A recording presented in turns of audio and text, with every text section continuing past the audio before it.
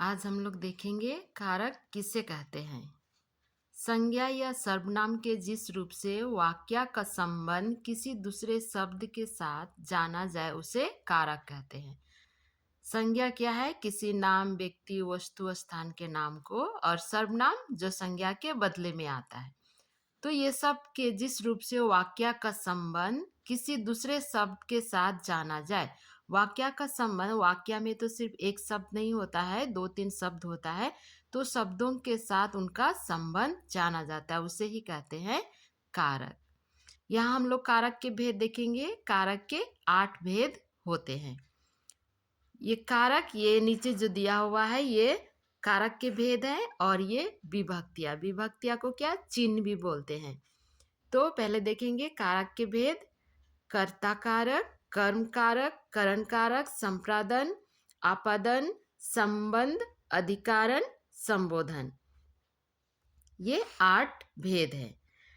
और इधर हम लोग देखेंगे चिन्ह या विभक्तियां भी इसे कहा जाता है। कर्ता का चिन्ह ने, कर्म का को, करण से, द्वारा, संप्रदान का के लिए, आपादन से, संबंध का की के, अधिकारण में, पर, संबोधन हे, अरे, ओ। मतलब ये क्या है? जो चिन्ह है ये कर्ता, कर्ता कर्ता करने वाला, मतलब राम ने रोटी खाया तो वहां ने होगा।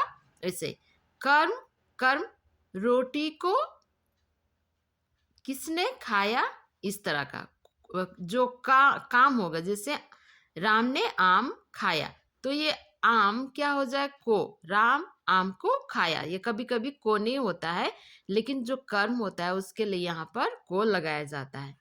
करण से, जिसे कलम से लिखा जाता है, कलम के द्वारा लिखा जाता है। संप्रदान को के लिए मतलब उसके लिए, उसके हेतु, इस तरह से ये को नहीं होगा, के लिए।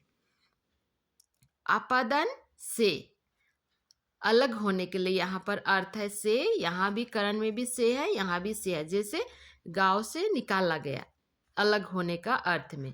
पेड़ से पत्ता गिरा तो ये अलग होने के समय में यहाँ ऐसा इस तरह का ये आपादन होगा से। संबंध का की, जैसे राम का भाई, सीता की बहन, इस तरह से। अधिकारण में, पर, जैसे टेबल पर, ग्लास में, तो हो अधिकारण। संबोधन हे, अरे, हे राम, अरे, ओ, इस तरह से जब बुलाते हैं संबोधन, हे, अरे, ओ है ये सब। तो इस तरह से ये है चिन्ह, कारक का भेद है, और ये है चिन्ह। तो अभी हम लोग देखेंगे पहला भेद है कर्ता कारक क्या है। कर्ता का मतलब ही है करने वाला, जो काम करता है, जो काम करता है उसे ही कर्ता कहते हैं। संज्ञा या सर्वनाम के जिस रूप से क्रिया के करने वाले का बोध होता है उसे कर्ता कहते हैं। जो काम वो कर रहा है, करने वाला को ही बोध होता है, उसे कहते हैं कर्ता। इसका चिन्ह ने है। अभी हम लोग यहाँ देखें चिन्ह ने, वही यहाँ पर है, चिन्ह ने है। ने कभी कर्ता के साथ लगता है, कभी नहीं लगता है। ने कभी लगता है, कभी नहीं लगता है, लेकिन कर्ता ने उस काम को किया है। कर्ता का पता चल जाता है, जो काम करता है उसे ही कहते हैं कर्ता। जैसे यहाँ पर है रमेश ने पुस्तक पढ़ी, ये पुस्तक के अनुसार ये पढ़ी हो गया, क्योंकि पुस्तक स्त्रीलिंग है, इसलिए जब ने लगा, ये चिन्ह ने लगा, तो ये रमेश पुल्लिंग है, फिर भी यहाँ पर क्या हो गया? पढ़ी। यहाँ पर ये ने कर्ता का चिन्ह है, और ये पुस्तक है स्त्रीलिंग, उसी लिए यहाँ पर क्या हो गया? पढ़ी। रमेश ने पुस्तक पढ़ी।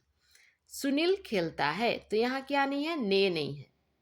कर्ता ने का चिन्ह नहीं है, लेकिन इससे पता चल रहा है कि सुनील खेलता है, इसलिए यहाँ कहा गया है कि ने कभी कर्ता के साथ लगता है, कभी नहीं लगता है। और दूसरा देखेंगे हम लोग उदाहरण। यहाँ पर उदाहरण देखेंगे हम लोग। पतंग उड़ता है, ये पतंग भी उड़ने का काम कर रहा है, ये कर्ता।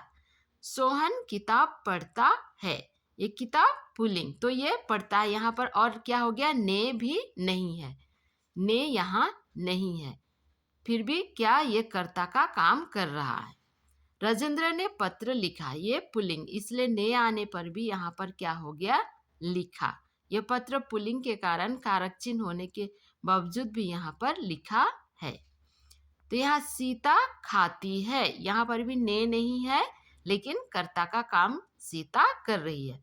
पुजारी पूजा कर रहे हैं, यहाँ भी ने नहीं है, लेकिन पुजारी कर्ता का काम कर रहे हैं। तो कर्ता मतलब ये करने वाला, पुजारी पूजा का काम करे, सीता खाने का काम, राजेंद्र लिखने का, सोहन पढ़ने का, पतंग उड़ने का।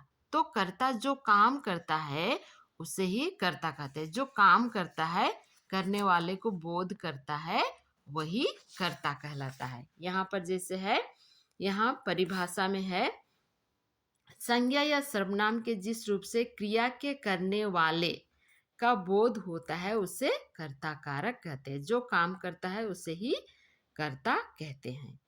तो आज हम लोग देख चुके कारक किसे कहते हैं, कारक के भेद देखे, 8 प्रकार के होते हैं, उसके चिन्ह देखे, और सिर्फ आज हम लोग देखे कर्ता कारक। कल हम लोग फिर से आगे देखेंगे।